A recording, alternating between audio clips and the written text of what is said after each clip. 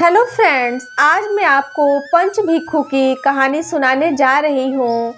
किसी गांव में एक साहूकार था और उसका एक बेटा और बहू भी थे। बहू कार्तिक माह में रोज सवेरे उठकर गंगा स्नान के लिए जाती थी।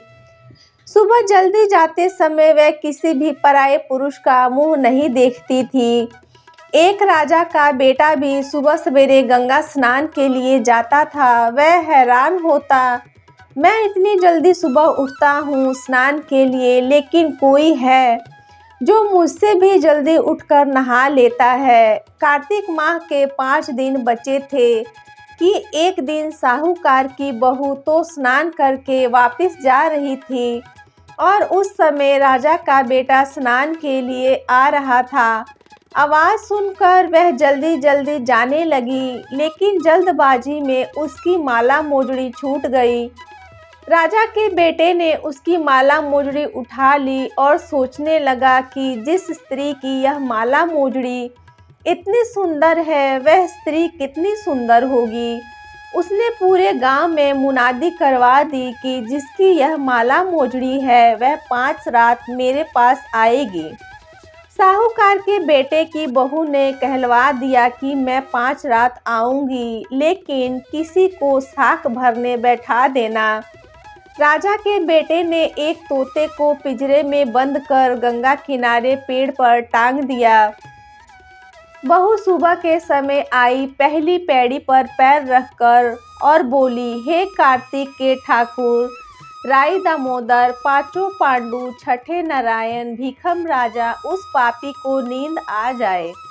राजा के बेटे को नींद आ गई। बहू नहा धोकर चलने लगी तो तोते से बोली, सुआ सुआ तेरे गल डालूं हीरा, मेरी साख भरियो वीरा। सुआ बोला, कोई वीर भी साख भरता है क्या?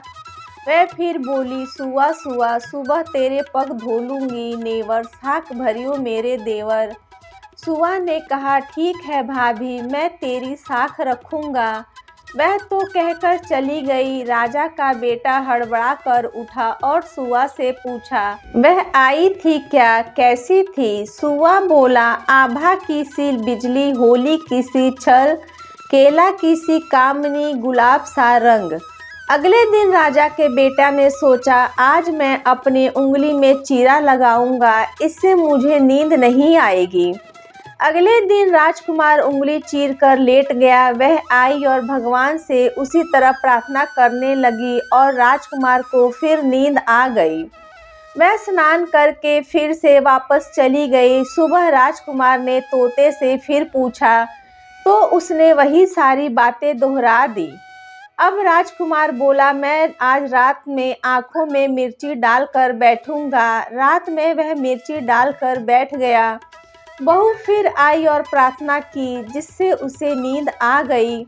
राजकुमार ने तोते से बहू के आने की बात पूछी। उसने फिर वही बात बता दी। राजकुमार अब फिर सोचने लगा, आज मैं बिना बिस्तर के ही बैठूंगा, और रात को बिना बिस्तरे के बैठ गया।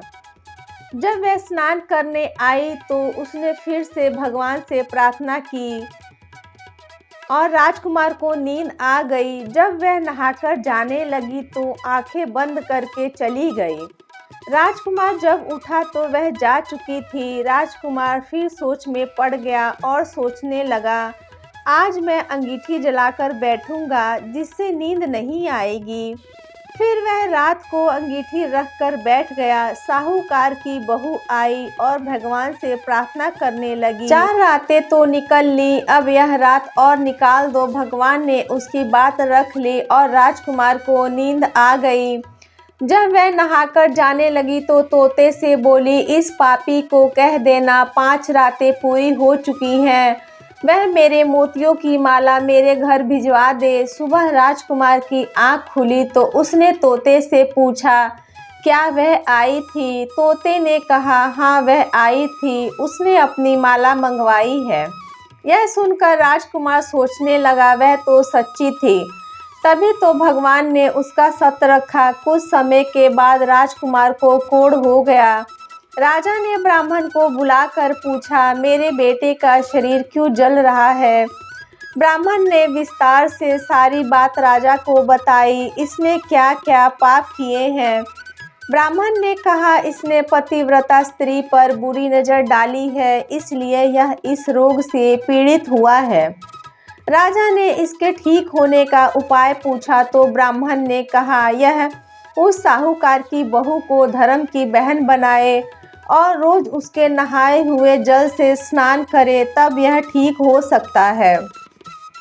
राजा साहूकार की बहू की माला लेकर साहूकार के घर गया और बोला, यह माला आपकी पुत्रवधू की है, इसे ले और आपकी बहू के नहाए हुए जल से मेरे बेटे को नहला दें।